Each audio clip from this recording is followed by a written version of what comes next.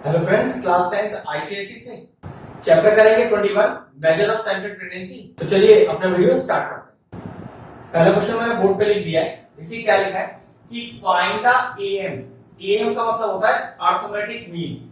आप इसे arithmetic mean बोलो, आप इसे मीन बोलो, आप इसे एवरेज बोलो, ये सब एक ही चीज है। ठीक है, तो find the arithmetic mean of, फिर मुझे कुछ क्वांटिटीज दी हुई है। सबसे पहले वीडियो को आगे स्टार्ट करें। मीन होता क्या है, कैसे निकाला जाता है, कितने तरीके होते हैं, पहले वो बताता हूं। सबसे पहले बताता हूं कि मीन को डिनोट करने का तरीका क्या है। देखिए एक्स के ऊपर ये जो बार लग रहा है, इसका मतलब है मीन फाइंड आउट कर रहा हूं। अब मुझे बार बार मीन लिखने का जरूरत नहीं है, सिर्फ ये एक्स के ऊपर बार समझ जाइए, मैंने मीन लिख दिया है। अब इसका फॉर्मूला क्या है?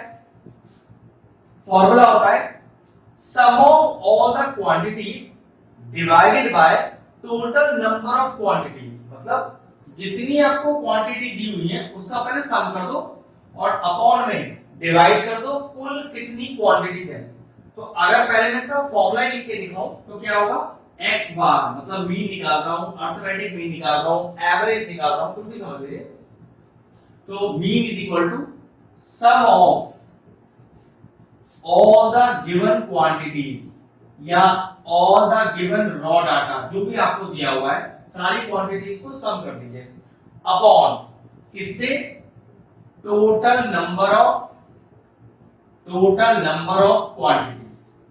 बस ये छोटा सा फॉर्मूला याद रखना है, मीन हमेशा निकल आएगा। ठीक है, तो वही करते हैं। मीन इज इक्वल टू, चलिए sum of all the quantities करते हैं। 5.7 plus 6.6 plus 7.2 plus 9.3 plus 6.2, sum कर दिया ना, whole upon total number of quantities गिन लेते हैं। 1 2 3 4 5, कुल मिलाकर ये 5 क्वांटिटीज है। नेक्स्ट स्टेप देखो, तो x bar is equal to, total करो सबको। अगर इनका टोटल करेंगे तो आपके पास आ जाएगा 35 अपॉन में 5। अब 35.5 तो मेरे ख्याल से कैंसिल आउट हो सकता है। जी हां, 7 आएगा। तो what is your final answer? 35.5 7 आया, तो final answer is 7। Arithmetic mean is 7, average is 7। First part clear हो? इसका जो बी पार्ट है वो बिल्कुल सेम इसी तरह से आप खुद कीजिएगा, कोई भी ट्विस्ट नहीं है। हम अगला क्वेश्चन करेंगे। चलिए सेकंड क्वेश्चन करते हैं। मैं अपनी बुक से पढ़ता हूं। कह रहा है कि the marks obtained by the 15 students in a class test are. तो वो मार्क्स 15 बच्चों के जो क्लास टेस्ट में आए हैं वो मैंने लिख दिए हैं यहां पर। फिर हमसे कह रहा है कि find the mean of their marks. Total मिला के 4 ऐसे क्वेश्चन है इसके अंदर। सबसे पहले मीन निकालना है, अरिथमेटिक मीन निकालना है, एवरेज निकालना है। 7 की चीज होता है, बताया था फर्स्ट क्वेश्चन में। तो सबसे पहले क्या लिखेंगे, x bar is equal to, अब x बार का लिखा होना ये डिनोट करता है कि आपने मीन लिख दिया है। ठीक, अब क्या फॉर्मूला बताया था, sum of all the quantity divided by total number of quantity. Exam में तो भाई पहले पूरा फॉर्मूला ही लिखना, उसके बाद करना। अब ऑलरेडी हमें पता है तो मैं वो लिखकर टाइम वेस्ट नहीं करता हूं, डायरेक्टली ऐड कर देता हूं। लेकिन एग्जाम में आप पूरा फॉर्मूला ही लिखें। ठीक है, तो चलिए सम करते हैं अपन। तो 12 plus 14 plus 7 plus 9 plus 23 plus 11 plus 8 plus 13 plus 11 plus 19 plus 16 plus 24 plus 17 plus 3 plus 20। गिन लेते हैं एक बार। 1 2 3 4 5 6 7 8 9 10 11 12 13 14 15। बिल्कुल सम हो गए अपॉन टोटल नंबर। तो अभी भी नहीं है टोटल नंबर कितना है इसका, 15 है इसका टोटल नंबर, तो डिवाइडेड बाय 15 हो गया। अब अगर देखें तो इनका सम कितना आएगा, तो सम इसका आ रहा है हमारे पास 207 अपॉन 15। आप 207 को 15 से डिवाइड कर देते हैं और ये आपके पास आएगा 13.8। बस कुछ नहीं किया, ऊपर सबको सम कर दिया, 207 आ गया, अपॉन का 15 कर दिया, क्योंकि divided by total number of quantities होता है। दोनों को डिवाइड किया, आंसर इज 13.8। फर्स्ट पार्ट आ गया। चलिए सेकंड पार्ट देखते हैं, क्वेश्चन में क्या कह रहा है। The mean of their marks, मतलब फाइंड करना है मीन कैसे, when the marks of each student is increased by 4। बहुत ध्यान समझना, अगर हर बच्चे के मार्क्स 4-4 नंबर बढ़ जाए तो बताइए नया मीन क्या होगा। ठीक है भाई, 15 बच्चे हैं ना, 15 बच्चों के जो भी मार्क्स आए हुए हैं वो हमने लिखे हुए हैं ऊपर, लेकिन कह रहा है हर बच्चे के 4-4 नंबर बढ़ गए तो एक तो तरीका ये है सब में चार चार बड़ा बड़ा के लिख दो, थोड़ा लेंथी तरीका है, लेकिन एक तरीका और भी है, देखो बी पार्ट डालते हैं, मार्क्स इंक्रीज, ऐसे समझते हैं पहले, मार्क्स इंक्रीज, कितने मार्क्स पढ़े? 4, लेकिन हर बच्चे के 4 पढ़े, मतलब 15 के 15 बच्चों के 4-4 नंबर बढ़ गए, तो ऐसा कह सकते हैं 15 इंटू 4 60, 207 तो पहला टोटल आ ही रहा था, अब 15 बच्चों के 4-4 नंबर बढ़ गए, तो 15 इंटू 4 60 होता है। तो इसका मतलब ये हुआ कि जो total sum of all the quantity आएगा, तो कैसे लिखेंगे? x bar is equal to sum of all the quantity, तो 207 तो पहले ही आ रहा था, उसमें कितने नंबर और ऐड हो गए? 60 और ऐड हो गया, अपॉन 15, क्योंकि बच्चों का जो नंबर है टोटल है वो तो 15 ही था, तो अब ये टोटल करके कितना आएगा? ये आएगा 267 अपॉन 15। अब इसे डिवाइड कर लेते हैं और ये डिवाइड करके आपके पास आएगा 17.8। ये लीजिए सेकंड पार्ट में फिनिश हो गया। समझने वाला बात ये है कि जो टोटल था पहले उसमें हर बच्चे के टोटल में 4-4 जुड़ गया। इसको ऐसे समझ सकते हैं, जिसके पास 12 है 4 जोड़ दिए 16 हो गया, 18 हो गया, 11 हो गया, 13 हो गया, 27 हो गया, 15 हो गया, ऐसे सबके टोटल में 4-4 जुड़ गए। तो सबके टोटल में 4 बढ़ाकर और फिर उसे ऐड करोगे तो टोटल बेटा आपके पास 267 ही आएगा। तो इतना लेंथी करने से बढ़िया जितने टोटल नंबर बढ़े हैं, भाई 15 बच्चों के 4-4 नंबर बढ़े हैं, तो टोटल 60 नंबर बढ़े।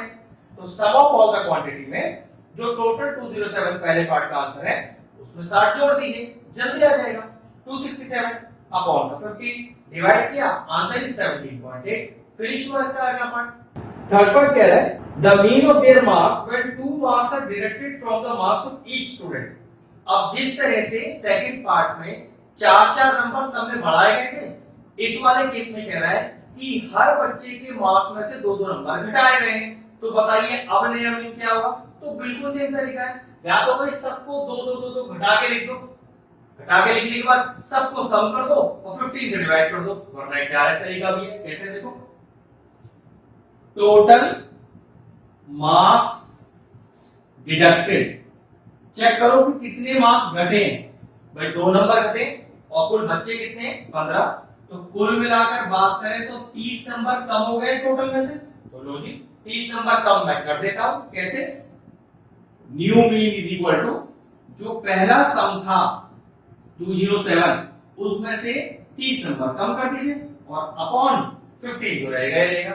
भाई जो टोटल नंबर बच्चों के आए थे उसका सम 207 था, इस बार हर बच्चे के 2-2 नंबर कम आए, तो या तो सम में से 2-2 माइनस कर दो, वो तरीका है, या टोटल देख लो 2-2 माइनस करोगे अगर हर 15 बच्चों में से तो 30 नंबर कम हो गए, तो इस 207 में से ही 30 माइनस कर दो और 15 से डिवाइड कर दो, आंसर आ जाएगा। तो चलो माइनस कर लेते हैं।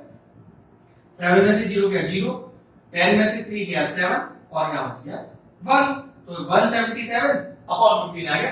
डिवाइड कर देता हूं क्लियर में से, ये आपके पास सॉल्व करके आ रहा है 11.8। ये लीजिए इस पार्ट का आंसर भी आ गया। चलिए चेक करते हैं अगला पार्ट क्या कहता है। कह रहा है the mean of their marks when the marks of each student are double. मतलब फिर से एक नया मीन निकालना है कि जितने भी मार्क्स बच्चों के आए थे अगर वो दुगने हो जाए तो फिर नया मीन क्या होगा। तो देखो सबसे आसान तरीका है, या तो भाई सबके मार्क्स को पहले दुगना करके लिख दो, फिर सम कर दो, 15 से डिवाइड कर दो, तो वो थोड़ा लेंथी तरीका है। इसका डायरेक्ट तरीका देखते हैं। मीन इज इक्वल टू, ध्यान से देखना, sum of all the observation. Sum already कितना आया था? 207 आया था, लेकिन वो कह रहा है कि हर बच्चे के मार्क्स दुगने हो गए। दुगने हो गए मतलब डबल हो गए, मल्टीप्लाई बाय 2 कर दिया, अपॉन बच्चे ना कम हुए ना ज्यादा, वो अभी भी 15 है, तो बन गई बात, मल्टीप्लाई कर दो, तो 7 2 जा 40 और 2 2 जा 4, ये हो गया 440 अपॉन 15। और ये वैल्यू कितना आएगा? ये वैल्यू आएगा 27.6। छोटे छोटे ट्विस्ट है, बस पूरे सॉल्व करना है। ये लीजिए चारों पार्ट फिनिश हुए, क्वेश्चन नंबर 2 फिनिश हुआ। चलिए थर्ड क्वेश्चन का फर्स्ट पार्ट बोर्ड पे लिख दिया है, वैसे आप अपना क्वेश्चन अपनी बुक से देख सकते हैं, ठीक है। The mean of the numbers, हम नंबर क्या कहें? 6 5 7 8 14 इज इट। मतलब हमारे पास 1 2 3 4 5 नंबर है, इन पांचों नंबरों का मीन आपको दिया है ये, तो फिर अगर मीन ही दे दिया तो फाइंड क्या करने के लिए कह रहा है कि express y in terms of x, y के इज इक्वल टू में कुछ निकालिए जिसमें x मौजूद हो, मतलब y की वैल्यू x की टर्म्स में निकालनी है। तो कुछ मत करो, सिंपल मीन का फॉर्मूला लगाते हैं। वो कैसे? मीन जिसको x बार से दिखाते हैं, अब तो कई बार बता दिया, is equal to sum of all the observation. तो चलिए सारे ऑब्जर्वेशन का सम कर दीजिए, ठीक है, whole upon total number of observation. गिनिए कितनी है?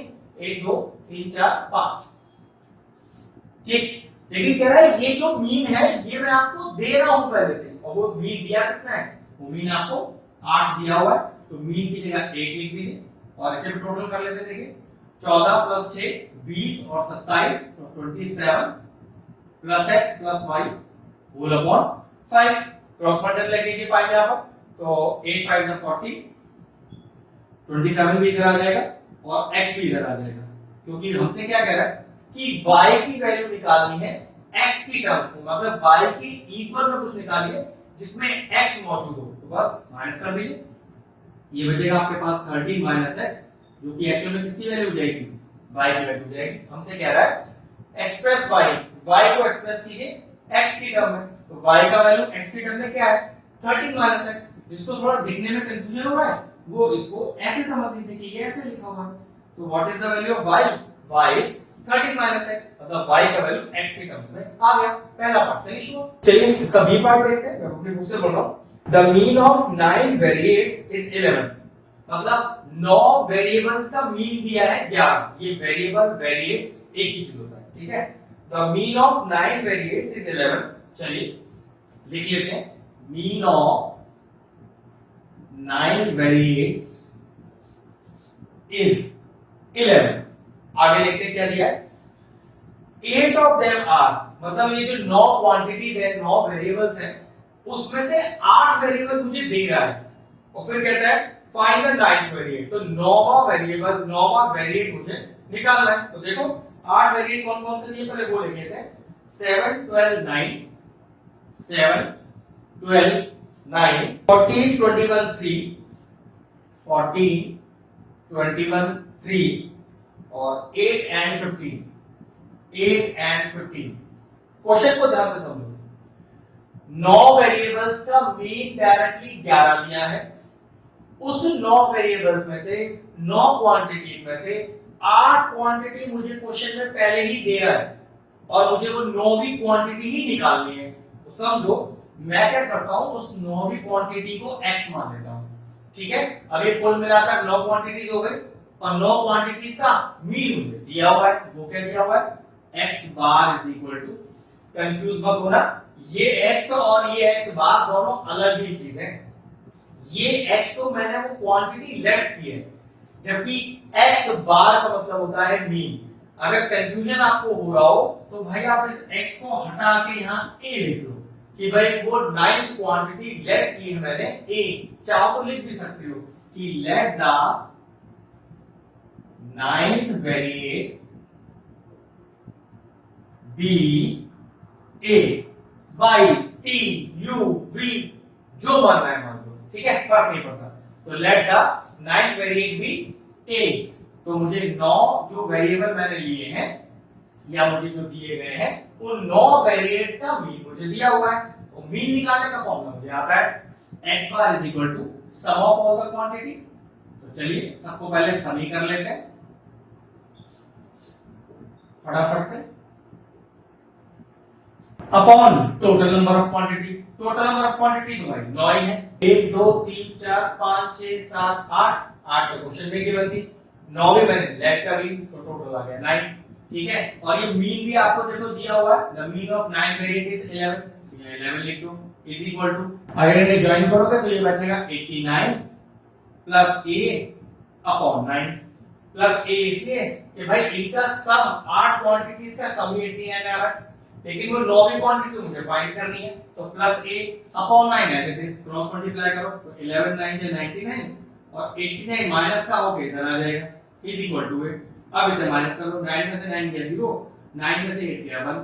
तो what is the 9th quantity? वो जो नाइन्थ वेरिएबल है, नाइन्थ वेरिएट है, नाइन्थ ऑब्जर्वेशन है, वो एक्चुअल में क्या है? वो है 10। क्वेश्चन फिनिश हुआ। चलिए फोर्थ क्वेश्चन मैं अपनी बुक से पढ़ता हूं, आप अपनी बुक से देखें। The mean age of 33 students of a class is 13 years. Mean दिया है, मीन एज दिया है 33 स्टूडेंट्स का, कितना? 13 साल। तो देखो जरा लिखेंगे मीन ऑफ 33 स्टूडेंट्स कितना? 13। ठीक है, आगे देखते हैं। If one girl leave the class, किसी वजह से एक बच्चे ने क्लास छोड़ दी, तो ध्यान रखना अब 32 बच्चे ले लेंगे क्लास में, 32 स्टूडेंट्स ले लेंगे, अगर एक बच्चा छोड़ के चला जाता है। और कह रहा था मीन बिकम, अब अगर एक बच्चा छोड़ के चला गया तो बचे हुए बच्चों का मीन दिया हुआ है, मतलब 32 स्टूडेंट्स का मीन दिया हुआ है। कितना? देखो मीन ऑफ 32 स्टूडेंट्स दिया हुआ है। कितना दिया हुआ है? वो दिया हुआ है 12 15 अपॉन 16, 12 15 अपॉन 16। बस थोड़ा सा क्वेश्चन को कंफ्यूज करने के लिए या टफ बनाने के लिए इस तरह का मिक्स फ्रैक्शन दे दिया है, करना एकदम आसान है, परेशान नहीं होना। ठीक है, find the age of the girl. तो बच्चा जो छोड़ के गया है, जिस बच्चे ने उस क्लास को छोड़ा है, बस उसी की एज निकालनी है। तो एकदम आसान क्वेश्चन है। सबसे पहले क्या करते हैं, 33 बच्चों का मीन दिया है ना, तो 33 बच्चों की टोटल फ्रीक्वेंसी निकाल दो। अभी टोटल फ्रीक्वेंसी क्या चीज होती है? हम क्या फॉर्मूला लिखते हैं कि x bar is equal to, ध्यान रखिएगा हम क्या लिखते हैं formula, x bar is equal to sum of all the quantity, यही लिखते हैं, sum of all the quantities divided by total number of quantities, यही लिखते हैं। तो ध्यान रखिएगा टोटल फ्रीक्वेंसी जो मैं बोल रहा हूं इसको टोटल फ्रीक्वेंसी ही बोलते हैं। और ये एक्चुअल में क्या होती है, कैसे निकलती है? सारी क्वांटिटीज को ऊपर हम जोड़ देते हैं ना, तो बच्चे दिए हैं टोटल, उनका मीन दिया है मुझे, तो एक्चुअल में बच्चे इंडिविजुअली 33 कौन कौन से हैं, सबकी इंडिविजुअल एज तो दी नहीं है। Sum of all the quantities कैसे निकालते हैं, या उसको हम कहते हैं टोटल फ्रीक्वेंसी कैसे निकालते हैं? तो देखो कैसे लिखेंगे, टोटल फ्रीक्वेंसी, ध्यान से देखिएगा, of 33 students, total frequency of 33 students, या मैं कह सकता हूं sum of all the quantities, ऊपर वाली बात कर रहा हूं, sum of all the quantities of 33 students, ये वही निकल के आ जाएगी। कैसे? इस 33 को इस 13 से मल्टीप्लाई कर दीजिए। जी हाँ, बिल्कुल आराम से मल्टीप्लाई कीजिए, तो सम ऑफ ऑल द क्वांटिटीज आ जाएगा। तो चलिए मल्टीप्लाई करते हैं, ध्यान से देखिए, तो कितना आ गया? 429 आ गया। मतलब ये sum of all the quantity in 33 students का 429 आ गया डायरेक्टली। इसी तरह से एक बच्चा छोड़ के गया, थोड़ी देर के लिए वाली बात भूल जाते हैं। मीन ऑफ 32 स्टूडेंट्स, जब वो बच्चा छोड़ के चला गया तो 32 बच्चे रह गए क्लास में, तो उन 32 स्टूडेंट्स का भी डायरेक्ट मीन दिया है, तो 32 स्टूडेंट्स का सम ऑफ ऑल द क्वांटिटी निकाल लो या टोटल फ्रीक्वेंसी निकाल लो। तो कैसे लिखूंगा, if one student leaves the class, ठीक है, इसके बाद मैं आपसे बोल रहा हूं क्या, टोटल फ्रीक्वेंसी किसकी? ऑफ बचे हुए बच्चों की, जो कि कितने हैं? 32 स्टूडेंट्स। वो है कितनी? जितने बच्चे बचे इनटू उसका जो मीन दिया हुआ है। जैसे मैंने 33 टू 13 किया था, ऐसे ही टोटल फ्रीक्वेंसी 32 स्टूडेंट्स की कितनी होगी? 32 इनटू मीन, तो 32 इनटू मीन। अब जरा इसको सॉल्व कर लेते हैं। 16 को पहले 12 से मल्टीप्लाई करते हैं, इसी तरह से मिक्स फ्रैक्शन सॉल्व होता है। तो 2 6 जा 12, 2 1 जा 2 और 3, 1 6 जा 6 और 1 1 जा 1, यहां पे 192, और इस 192 में 15 और जोड़ दीजिए, तो चेक करो कितना आएगा। ये आएगा 207, 207 अपॉन में 16, मतलब 12 15 अपॉन 16 को सॉल्व करके तो 207 अपॉन 16 आ गया। अब इसे कैंसिल आउट कर लेते हैं, 16 0 32, तो 2 7 जा 14 और 2 2 जा 4। अब ध्यान से समझने वाला बात यह है, 33 स्टूडेंट्स का 33 स्टूडेंट्स का टोटल फ्रीक्वेंसी है, 32 स्टूडेंट्स का टोटल फ्रीक्वेंसी भी है। तो सोचो 33 बच्चों की फ्रीक्वेंसी में से 32 बच्चों की फ्रीक्वेंसी माइनस कर दूं तो एक बच्चे की फ्रीक्वेंसी बच जाएगी, और वो एक बच्चा कौन सा होगा? पक्की बात, वो वही बच्चा होगा जो छोड़ के गया था। तो बस एज आ जाएगी। तो एज ऑफ द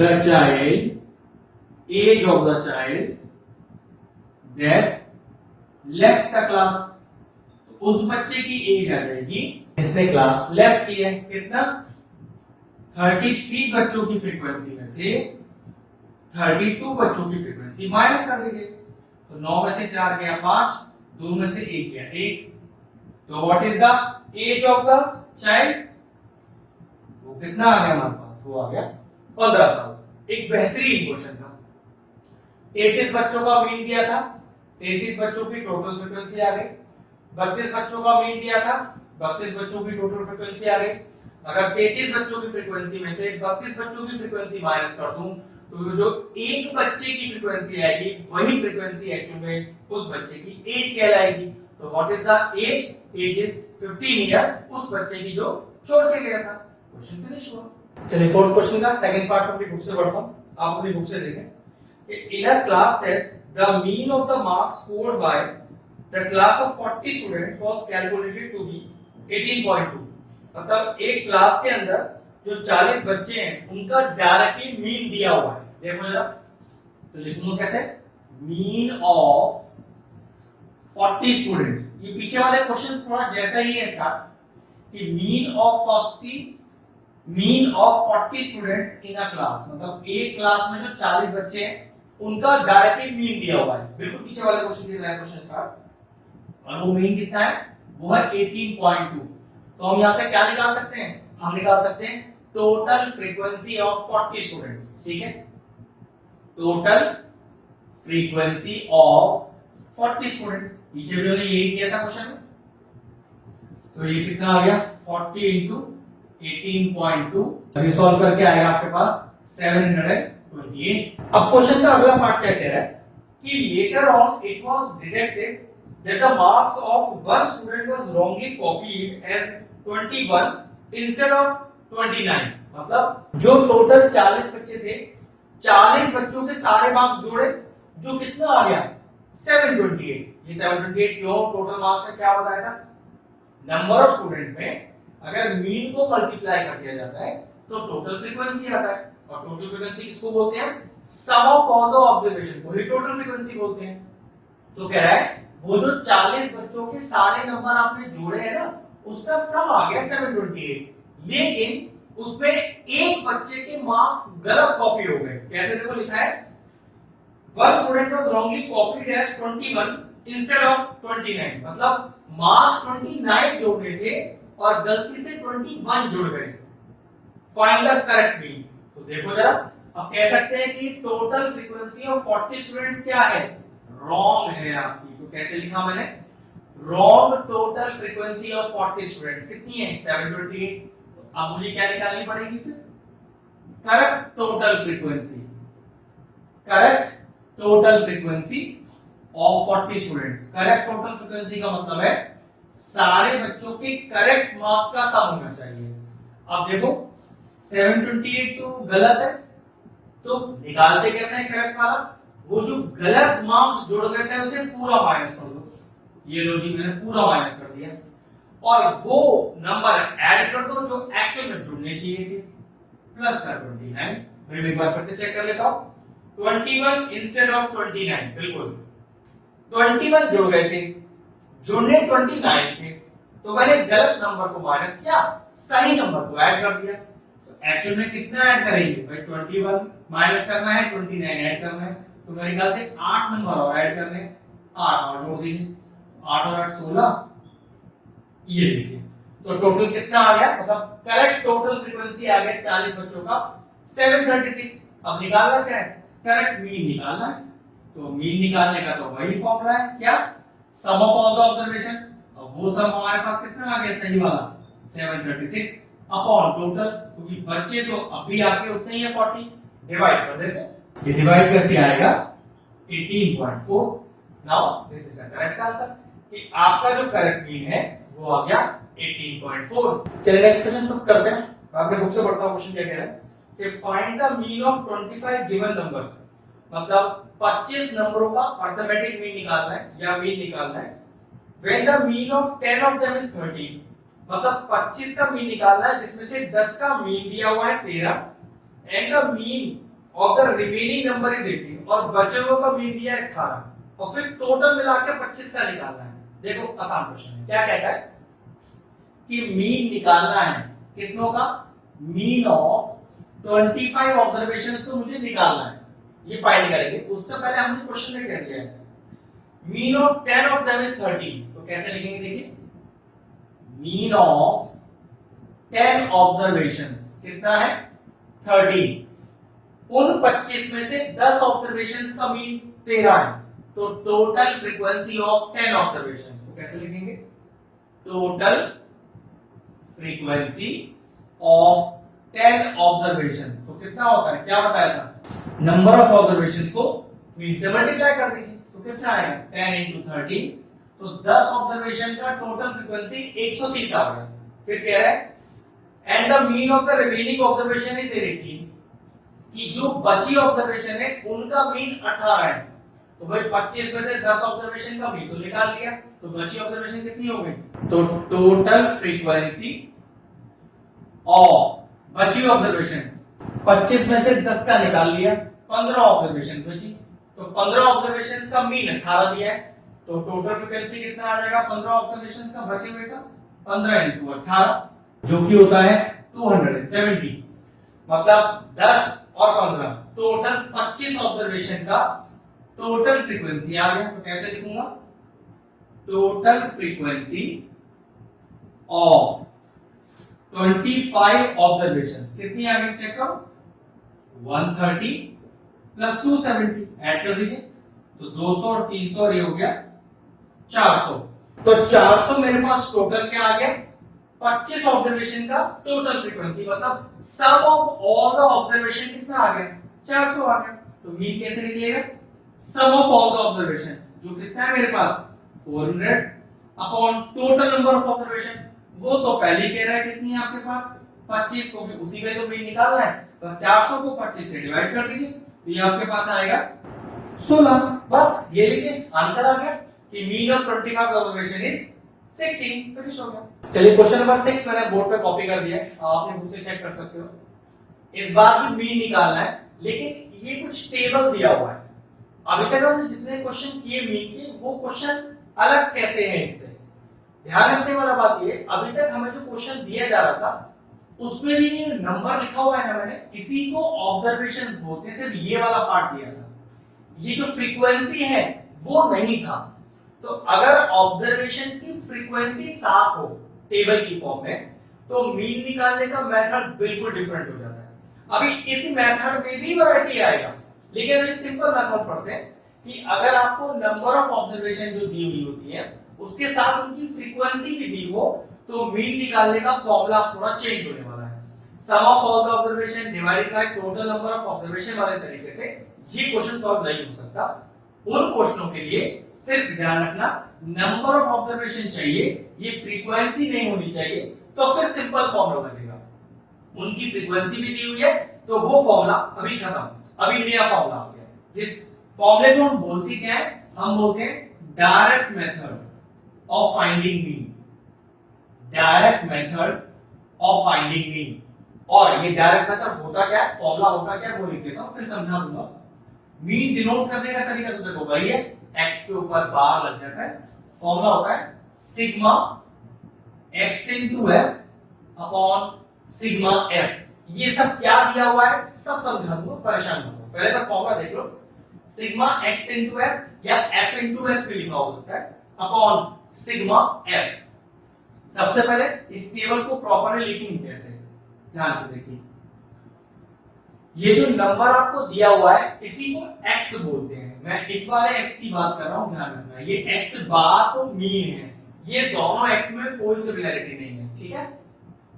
तो x, चलिए टेबल बना लेता हूं, 1 2 3 4 5 6 7 कॉलम बनाने।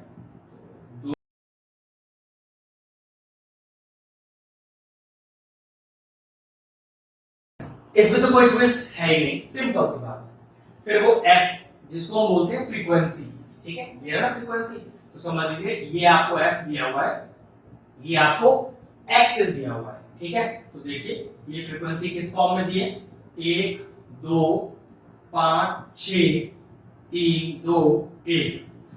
चीज का ध्यान रखना, इस क्वेश्चन में तो जरूरत नहीं है जो मैं बताने वाला हूं। जब आप simple measure of central tendency का क्वेश्चन करेंगे, जिसको स्टैटिस्टिक्स भी बोलते हैं, उसमें ये f जो लिख के आया है, अगर ये f या तो इंक्रीजिंग ऑर्डर में हो या तो डिक्रीजिंग ऑर्डर में हो, ध्यान रखिएगा, ये बढ़ता हुआ हो या ये घटता हुआ हो। देखो 1 2 5 6 ये बढ़ रहा है, लेकिन देखो यहां घट गया, नहीं नहीं ऐसा नहीं। 1 से स्टार्ट हो तो बढ़ता चला जाए एंड तक, या घटता चला जाए एंड तक, तो ये फिर फ्रीक्वेंसी नहीं गिवन। फिर क्या गिवन है, ये गिवन है क्यूमुलेटिव फ्रीक्वेंसी, जिससे मुझे फ्रीक्वेंसी निकालनी पड़ेगी। समझ में आया? जब आगे वाले क्वेश्चन आए जिसमें डायरेक्टली क्यूमुलेटिव फ्रीक्वेंसी गिवन होगा तब मैं आपको समझा दूंगा, लेकिन फिर भी इस क्वेश्चन में तो कोई परेशानी नहीं है। लेकिन आपको ध्यान रखना है कि ये फ्रीक्वेंसी तभी कहलाएगी जब ये ना तो इंक्रीजिंग ऑर्डर में हो ना ही डिक्रीजिंग ऑर्डर में हो। सिंपल, कभी कम हो, कभी ज्यादा हो, कभी बढ़ रही हो, कभी घट रही हो, इस तरह से हो तो फ्रीक्वेंसी चेक करो, ये बढ़ रही है फिर घट रही है, ऑब्वियस सी बात है ये फ्रीक्वेंसी ही गिवन है, ये क्यूमुलेटिव फ्रीक्वेंसी नहीं है। ऐसे क्वेश्चन आएंगे कि जब डायरेक्टली क्यूमुलेटिव फ्रीक्वेंसी गिवन होगा और आपको वहां से फ्रीक्वेंसी निकालना होगा, ठीक है। चलिए, तो x आपके पास है, f आपके पास है, हमें क्या चाहिए, हमें x इंटू f चाहिए, मतलब x और f का मल्टीप्लीकेशन चाहिए। तो चलिए x इंटू f कर लीजिए, मल्टीप्लाई करते हैं। 5 1 5, 10 2 20, 15 5 75, 20 into 6 is 120, 25 3 75, 32 60 और 35 35। ये लीजिए x into f तो आ गया। इनके आगे ये जो सिग्मा लिखा है ना, सिग्मा, इसे सिग्मा बोलते हैं। इसका मतलब होता है कि भाई ये जो आपने अभी x into f किया है ना, इसका सम कर दीजिए, मतलब इनको जोड़ दीजिए। f के आगे भी सिग्मा है, तो जो आपका फ्रीक्वेंसी f है ना, उसे जोड़ दीजिए, और जोड़ेंगे तो इनका सम आ जाएगा, समेशन आ जाएगा। ऐसे ही इसके लिए भी सेम बात है। तो चलिए जोड़ लेते हैं। ये हो गया 3 और 5 8, 8 और 8 16 14, 14 और 3 17, 17 और 19 और 1 20। तो what is the sigma f? Sigma f आपके पास आ गया 20। अब इसे भी जोड़ते हैं ऐसे, तो 5 और 5 10 और 5 15 और 5 20, 2 कैरी हो गया, 2 और 2 4, 4 और 7 11, 12 13 20 26 और 29, 2 और 1 3। तो चेक करो, ये जो सिग्मा x into f है वो आ रहा है 390, और जो सिग्मा f आ रहा है वो आ रहा है 20। बस अब फॉर्मूला में डाल देते हैं। तो x bar is equal to 390 upon 20, 0 से 0 चला गया। अब इसे कैंसिल आउट कर लेते हैं। तो 2 1 2, तो 2 9 18 और 2 5 10। तो what is the mean here?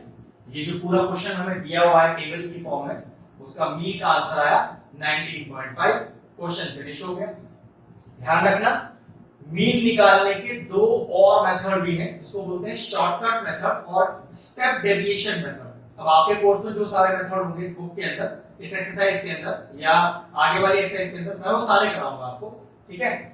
तो नियम ये कि डायरेक्ट मेथड कहां लगेगा, तो याद रखना, अगर ये जो x वाला पार्ट है ये क्लास इंटरवल की फॉर्म में होगा, 5 से 10, 10 से 20, 20 से 30, या 0 से 5, 5 से 10, 15 से 20, इस फॉर्म में, तो याद रखना ये डायरेक्ट मेथड भी लग सकता है, दूसरा मेथड भी लग सकता है।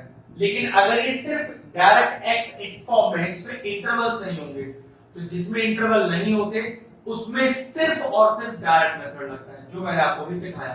क्वेश्चन अभी आगे आएंगे तो मैं आपको और अच्छे समझा दूंगा कि डायरेक्ट मेथड कैसे लगाएंगे उन क्वेश्चनों में, और पर्टिकुलर शॉर्टकट मेथड या स्टेप डेविएशन मेथड कैसे लगाया जाएगा। अभी ये वाला मेथड तो डायरेक्ट था, जिसमें कुछ नहीं किया, ये x हो गया, f हो गया, x into f कर दिया, सबको सम कर दिया, f का सम कर दिया, दोनों को डिवाइड कर दिया, आंसर आया 19.5। चलिए क्वेश्चन नंबर 7 मैंने बोर्ड पे कॉपी कर दिया है। इसका ये ए पार्ट है। एक्चुअली में ए पार्ट में तो कोई ट्विस्ट ही नहीं है, ये तो बिल्कुल सीधा क्वेश्चन डायरेक्ट मेथड है। इसका जो बी पार्ट है उसमें थोड़ा सा स्लाइड चेंज है, उसकी वजह से मुझे क्वेश्चन 7 कराना पड़ रहा है। पहले फर्स्ट पार्ट बताते हैं, इस बहाने आपको डायरेक्ट मेथड से प्रैक्टिस और हो जाएगा। तो पहले ये पार्ट पढ़ लेते, क्या कह रहा है कि calculate correct to one decimal place the mean number of matches पर बॉक्स। टेबल आपको गिवन है, हमेशा ये नंबर क्या गिवन होता है, x होता है, और ये नंबर ऑफ बॉक्सेस क्या होता है, f होता है। जब आपको नंबर ऑफ ऑब्जर्वेशंस के साथ उनकी फ्रीक्वेंसी भी गिवन हो तो हम लगाते हैं डायरेक्ट मेथड, यही बताया था।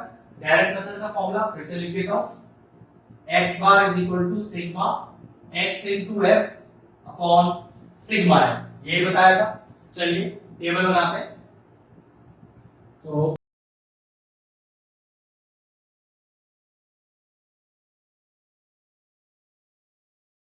मैंने चेक करने के लिए बोला था, ये जो f हो, ये f तभी कहलाएगा जब ना तो ये डिक्रीजिंग ऑर्डर में हो ना ये इंक्रीजिंग ऑर्डर में। तो चेक कर लेते हैं। देखो ये यहां तक बढ़ा, यहां तक बढ़ा, अब ये अपने आप घटना शुरू हो गया है। इसका मतलब बढ़ भी रहा है, घट भी रहा है एक ही फ्रीक्वेंसी के अंदर। तो सॉरी, ये सिर्फ फ्रीक्वेंसी है। अगर ये बढ़ती हुई खत्म हो जाती या ये घटती हुई खत्म होती तो ये क्यूमुलेटिव फ्रीक्वेंसी कहलाती, ध्यान रखना। अब ये नॉर्मल है फ्रीक्वेंसी जो हमें चाहिए, कोई ट्विस्ट नहीं है। तो हमें अब क्या करना है, हमें करना है x into f, इन सब का मल्टीप्लिकेशन करना है। तो ये आपके पास मल्टीप्लाई करके आएगा 210, ये मल्टीप्लाई करके आएगा 360, ये मल्टीप्लाई करके आएगा 666, फिर ये मल्टीप्लाई करके आएगा 950, फिर ये मल्टीप्लाई करके आएगा 819। हाँ, थोड़ा कैलकुलेशन बड़ा है। डायरेक्ट मेथड में यही दिक्कत होता है, अगर ये x बड़ा हो जाए तो फिर ये इनटू करना थोड़ा टफ हो जाता है, इनटू कर नहीं सकते। डायरेक्ट मेथड ऐसे ही किया जाता है। अब 40 into 12 ये हो गया 480, और 41 into 8 ये हो गया आपका 328।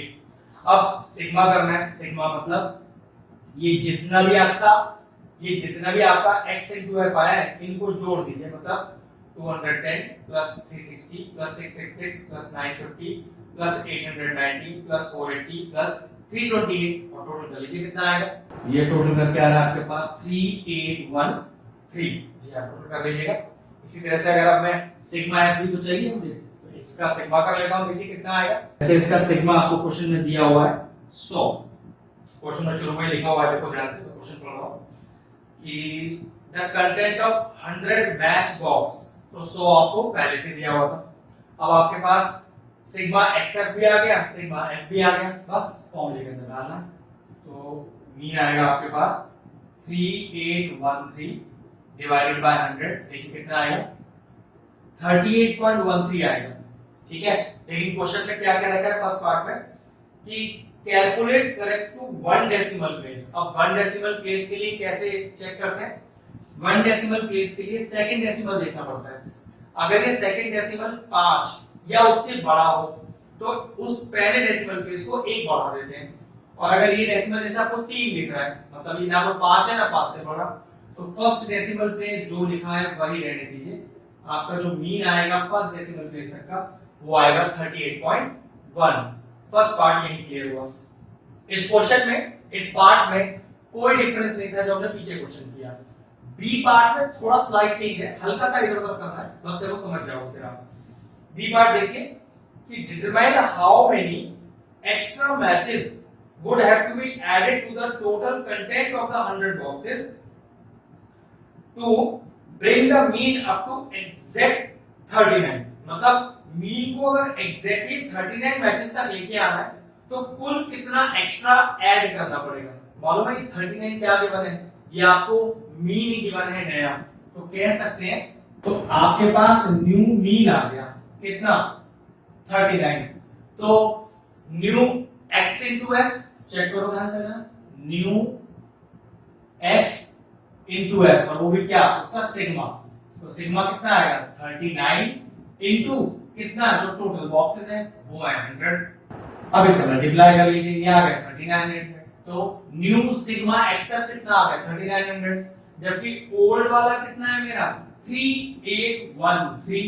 तो ओल्ड सिग्मा XF है 3813।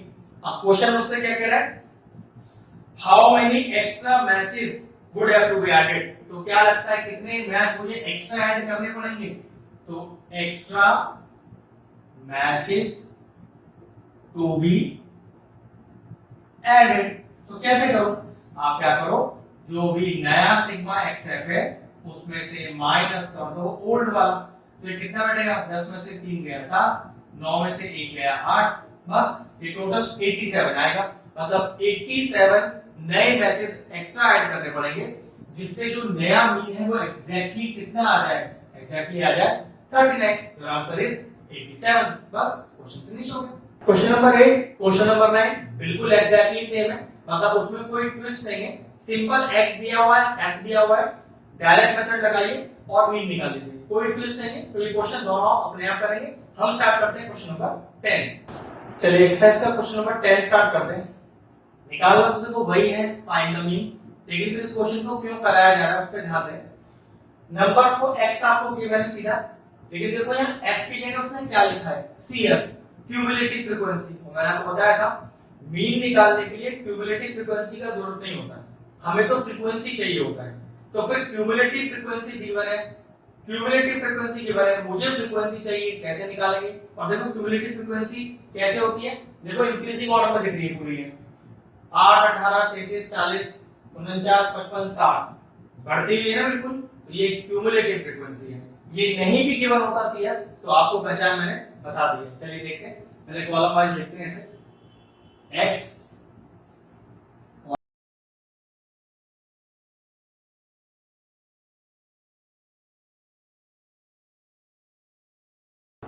f कैसे निकालें, फिर समझ लीजिए। ये CF है, मुझे कैसे पता चला, चेक करिए इंक्रीजिंग ऑर्डर में 8 से बढ़ता हुआ बढ़ता हुआ बढ़ता हुआ बढ़ता हुआ और 60 तक पूरा एग्जैक्टली बढ़ता हुआ है। तो अगर इंक्रीजिंग ऑर्डर में हो या फिर डिक्रीजिंग ऑर्डर में हो तो ये CF गिवन होता है, ठीक है। अब CF से f कैसे निकालते हैं, क्योंकि फॉर्मूले में तो आपको f चाहिए। 8 तो सीधा लिख दो। अब इसको निकालने के लिए इस 18 में से 8 माइनस कर दीजिए, फिर 33 में से 18 माइनस कर दीजिए, ये आएगा 15, फिर माइनस करिए 7, माइनस करिए 9, फिर आएगा 6, फिर आएगा 5। अब चेक करो, ना ये इंक्रीजिंग ऑर्डर में है ना ये डिक्रीजिंग ऑर्डर में है, तो पक्की बात ये f है आपके लिए। अब मीन निकालने के लिए, क्योंकि यहाँ पर आपके पास x सिंगल फॉर्म में इंटरवल फॉर्म में नहीं है, तो डायरेक्ट मेथड से ही मीन निकाला जा सकता है। उसके लिए क्या करते हैं, x into f करते हैं।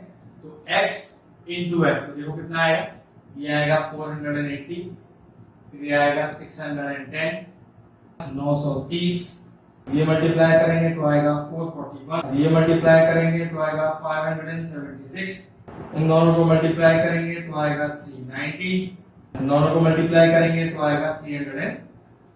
सिंपल मल्टीप्लिकेशन किया है x और f का।